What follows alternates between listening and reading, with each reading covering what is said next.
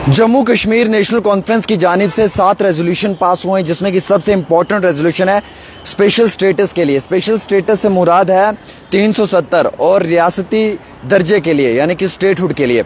अब ये 7 रेजोल्यूशन जो है ये नेशनल कॉन्फ्रेंस के जो पार्टी मीटिंग ऑफिस है उसमें पास किए गए हैं। हालांकि इस पर बीजेपी ने काफ़ी कड़े अल्फाजों में मजम्मत भी की कि स्पेशल स्टेटस के लिए कौन सी डिमांड कर रहे हैं और कौन सा स्पेशल स्टेटस। 370 को तो दफना दिया गया है, लेकिन नेशनल कॉन्फ्रेंस आज भी ये उम्मीद रखती है कि 370 की वापसी हो सकती है कानूनी तौर के ऊपर या पॉलिटिकल तौर के ऊपर लड़ाई लड़ने के बाद।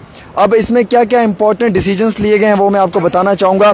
जो ये 7 रेजोल्यूशन पास हुए हैं उसके हवाले से बात करना चाहूँगा।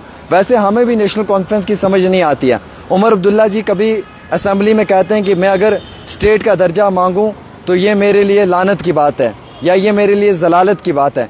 फिर यहाँ पे आके श्रीनगर में अपने पार्टी जो ऑफिस है वहाँ पे रेजोल्यूशन पास करते हैं कि हमें स्पेशल स्टेटस भी चाहिए, हमें स्टेटहुड भी चाहिए।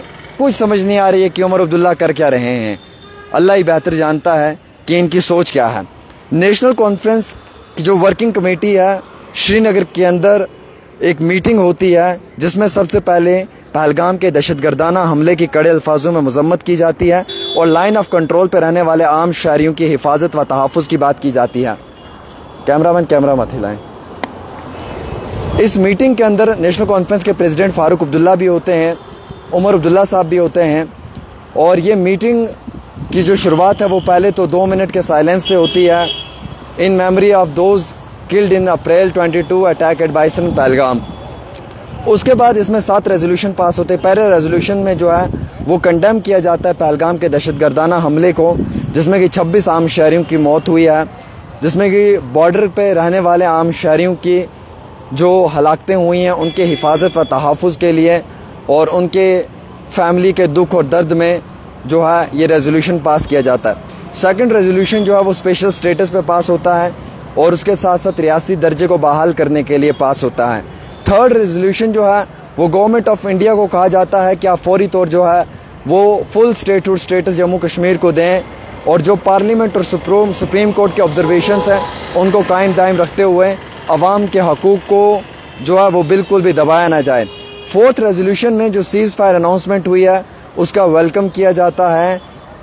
सरहदों पे अमन रहे, जो सरहद हैं इनके ऊपर जो है आम शहरियों की हिफाजत व तहफ़्फ़ुज़ रहे और सिविलियंस का नुकसान ना हो, बातचीत हो, डायलॉग हो और वायलेंस ना हो, इसके हक़ में चौथा रेजोल्यूशन पास होता है। 5वां रेजोल्यूशन जो है वो पॉलिटिकल कॉन्स्टिट्यूशनल जो एफ़र्ट्स हैं उन्हें डेमोक्रेटिक सेटअप के अंदर किस तरीके से इम्प्लीमेंट करना है, आम शहरियों की हिफाजत व तहफ़्फ़ुज़ के लिए कौन से इक़दाम लेने, उसमें 5वां पास होता है। छठा रेजोल्यूशन जो है वो पब्लिक की जानिब से पहलगाम के जो दहशतगर्दाना हमला है उसमें जो आम शहरियों ने उसको कंडेम किया है और आम शहरियों ने जो टूरिस्ट की मदद की है और नौजवानों ने जो है वो ये कहा है कि जो हकूक़ हैं उनको ना दबाया जाए बल्कि मीडिया को बात करने की इजाज़त दी जाए, पब्लिक को जो है वो बात करने की इजाज़त दी जाए, रिस्ट्रिक्शंस ना रखी जाएं और उस चीज़ को लेकर पास किया गया। 7वां रेजोल्यूशन जो है वो इस चीज़ पे पास हुआ है कि जो हालिया ही स्टूडेंट्स और ट्रेडर और रेजिडेंट जो जम्मू कश्मीर के हैं जो कंट्री के अलग पार्ट्स में रह रहे हैं वहाँ पे जो उनके साथ जुल्म ज़्यादती हुई है या जो हरासमेंट हुई है उस मामले में टोटल कुल मिलाकर ये 7 रेजोल्यूशंस पास किए गए हैं। मैं आपको ये इतला देना चाहूँगा कि जम्मू कश्मीर नेशनल कॉन्फ्रेंस फ़िलहाल भी जो है वो आर्टिकल 370 की डिमांड कर रही है, वो स्टेटहुड की डिमांड कर रही है, वो जम्मू कश्मीर के अंदर जो है वो आम शहरियों की हिफाजत व जो आम शहरियों के हकूक़ है उनके हिफाजत व तहफ़्फ़ुज़ की बात कर रही है। देखिए 3 बड़े इंपॉर्टेंट फैक्टर्स रहते हैं हर चीज़ में।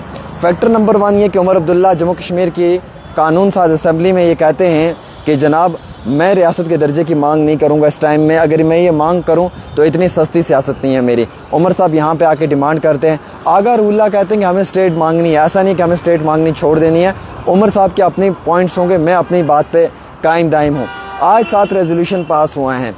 ये रेजोल्यूशन तब पास होना था जब जम्मू कश्मीर की 3 दिन की असम्बली थी, जिन 3 दिनों में एक ड्रामेटिक MLA ने ड्रामा क्रिएट करके जम्मू कश्मीर की असम्बली में हंगामा करके आप लोगों की हिफाजत, आप लोगों के हकूक़ों को दबाया। उस वक्त में मैं चिल्लाता रहा, मैं रोता रहा, मैं पुकारता रहा, कि भाई साहब 3 दिन ज़ाया हो रहे हैं, 3 दिन ज़ाया हो रहे हैं, इसका हिसाब मांगो, इसका हिसाब मांगो। लेकिन किसी ने भी हिसाब नहीं मांगा, ना किसी एमएलए ने हिसाब मांगा, ना किसी सोशल एक्टिविस्ट ने हिसाब मांगा, ना किसी जर्नलिस्ट ने हिसाब मांगा, ना किसी पॉलिटिकल एक्टिविस्ट ने हिसाब मांगा। वाहिद एक अकेला मैं लड़का था जो मैं ये बार बार कह रहा था कि इन 3 दिनों में आपके हकूकों को दबाया गया है। उन 3 दिनों में 3 बिल पास होने थे, शराब पे पाबंदी आयद हो, डेली वेजर परमानेंट हो और जम्मू कश्मीर की जो सरकारी ज़मीनें हैं उनके मालिकाना हकूक मिले। वो 3 दिन एक ड्रामेटिक एक्सीडेंटल एमएलए ने जो है वो ड्रामा कर कर उन 3 दिनों में जो है वो असेंबली को बिल्कुल डाइवर्ट कर दिया।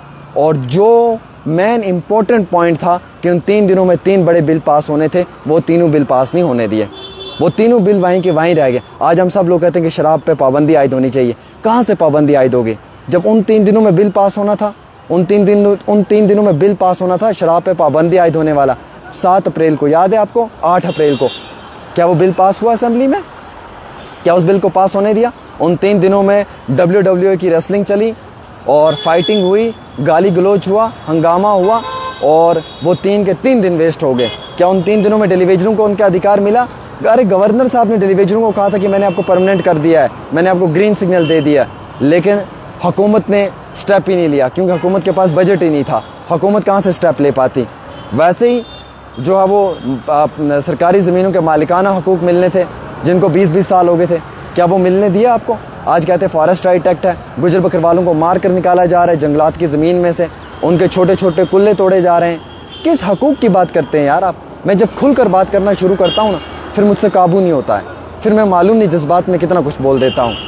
लेकिन हकीकत यह है कि आप लोगों पर जुल्म हो रहा है। आपके 3 दिन ज़ाया किए हैं असेंबली ने, के वो 3 दिन वेस्ट हुए हैं। अगर वो 3 दिन वेस्ट ना होते असेंबली के, आज ये दिन नहीं हमको देखना पड़ता। आज ये कह रहे हैं कि हम स्टेटहुड लाएंगे, स्पेशल स्टेटस लाएंगे। अरे कहाँ से लाओगे जब वो 3 दिन आपने वेस्ट किए? कौन सी बात करते हो आप? किन लोगों को बेवकूफ़ बनाते हो आप? हकीकत के ऊपर बात की जाए। मैं कोई जर्नलिस्ट नहीं हूँ जनाब, मैं कोई बहुत बड़ा पॉलिटिकल एनालिस्ट नहीं हूँ जनाब, ना मेरी इतनी बड़ी कोई हैसियत है। मैं एक मामूली एक अदना सा इंसान हूँ जो लोगों के सामने आके सिर्फ बात करना जानता हूँ। मैं आपको ये बता रहा हूँ कि आपके साथ धोखा हो रहा है। मैं आपको फिर से बता रहा हूँ कि आपके साथ धोखा हो रहा है। अपने साथ धोखा मत होने दें। मेरा काम है आपको अवेयर करना, मेरा काम है टाइम टू टाइम आपको बताना। मैं चापलूसी किसी की नहीं करता हूँ, ना मैं बीजेपी की करता हूँ, ना मैं एनसी की करता हूँ, ना मैं पीडीपी की करता हूँ, ना मैं कांग्रेस की करता हूँ। जो मिलेगा जहाँ मिलेगा मैं सवाल पूछूंगा, ताल ठोक के पूछूंगा। इसीलिए मुझे आजकल इंटरव्यू नहीं मिलते हैं क्योंकि इन्हें मालूम है कि मैं बिल्कुल भी इन्हें जो है वो बख्शता नहीं हूँ। मैं ओपनली सवाल पूछता हूँ, ये सबसे इम्पॉर्टेंट बात है। बहरहाल इन 3 दिनों में जो असेंबली के थे वो ज़ाया हुए हैं। अब 7 रेजोल्यूशन पास किए हैं। इन 7 रेजोल्यूशनों का क्या फ़ायदा है मुझे इसके बारे में कोई मालूमात नहीं है, बट मुझे इतना पता है कि आप लोगों को बेवकूफ़ बनाया जा रहा है। बेवकूफ़ मत बने, अपने हक़ और हकूक़ की लड़ाई लड़ें या लड़ना सीखें, या जो लड़ रहा है उसका साथ दें। एक छोटी सी रिपोर्ट आमिर के साथ।